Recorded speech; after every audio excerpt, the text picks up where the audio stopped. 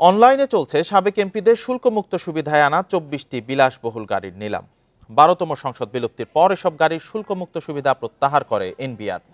ফলে নিলামে ৮ গুণ বেশি শুল্ক আদায়ের মাধ্যমে ১৭৫ কোটি টাকা রাজস্ব আয়ের আশা করছে কাস্টম হাউস। আরও জানাতে চট্টগ্রাম থেকে আছেন সহকর্মী আব্দুল্লাহ রাকিব। রাকিব, এর মধ্যে কোন কোন ব্র্যান্ডের গাড়ি রয়েছে, দাম কেমন, আর নিলামে কারা অংশ নিচ্ছেন?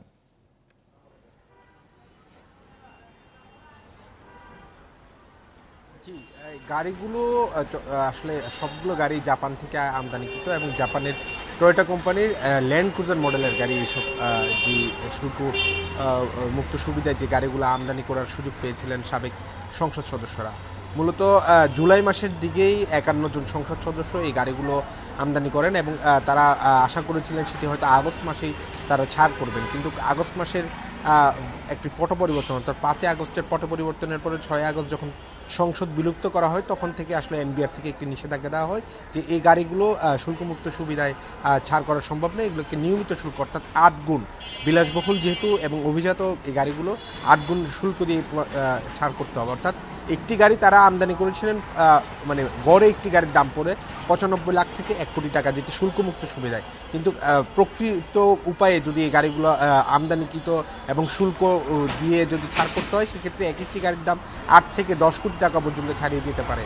এবং এই গাড়িগুলোর মধ্যে প্রায় ৫১ জন সংসদ সদস্য যে গাড়িগুলো রয়েছে সে ২৪টি গাড়ি এসেছিল। ২৪টি গাড়ি, এই ২৪টি গাড়ি যেটি এখন নিলামে তোলা হচ্ছে, এই ২৪টি গাড়ির প্রায় প্রতিটি একই ব্র্যান্ডের একই মডেলের বলা চলে এবং এগুলো বিশেষভাবে তাদের যে নিজেদের পছন্দ চাহিদা অনুযায়ী তৈরি করে এই প্রতিষ্ঠানগুলো তাদেরকে জন্য পাঠিয়েছিল।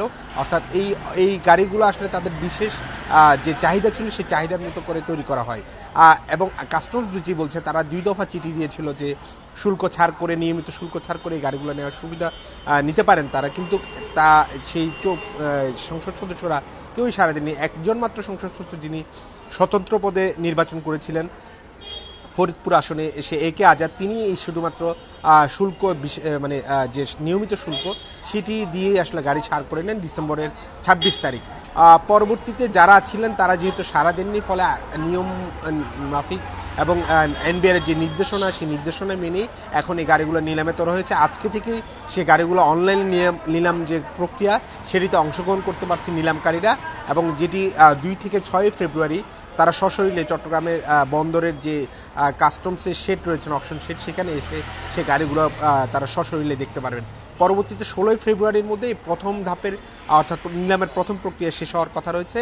তবে চট্টগ্রামের যে অকশনের যে আমরা যে নীতি নিয়ম দেখে থাকি বা সেটিতে আমরা দেখি যে প্রথম প্রক্রিয়া হয়তো কাঙ্ক্ষিত দাম পাওয়া যায় না, অর্থাৎ কাস্টমস যে কাঙ্ক্ষিত দাম নির্ধারণ করেছে ৫,৮০,০০,০০০ টাকা থেকে শুরু করে ৭ কোটি টাকার মধ্যে ৭,২৫,০০,০০০, সেই ভিত্তিমূল্যের মধ্যে আসলে এখন নিলামকারীরা অংশগ্রহণ করে কিনা নাকি, যদি সেই দামের কম পাওয়া যায় সেক্ষেত্রে হয়তো প্রথম প্রক্রিয়ায় এই গাড়িগুলো নিলাম প্রক্রিয়া সম্পন্ন হবে না। তবে আসার কথা হচ্ছে এই গাড়িগুলো যেহেতু একেবারেই নতুন এবং একেবারে আধুনিক সংস্করণের, ফলে এই গাড়িগুলো হয়তো বা আগ্রহ কেন্দ্রবিন্দু থাকতে পারে এবং প্রথম প্রক্রিয়ায় হয়তো বা গাড়িগুলো বিক্রি হয়ে যেতে পারে। আজকে থেকে এই অনলাইনে নিলামে অংশগ্রহণ করা যাবে। আব্দুল্লাহ রাকিব জানাচ্ছিলেন চট্টগ্রাম থেকে।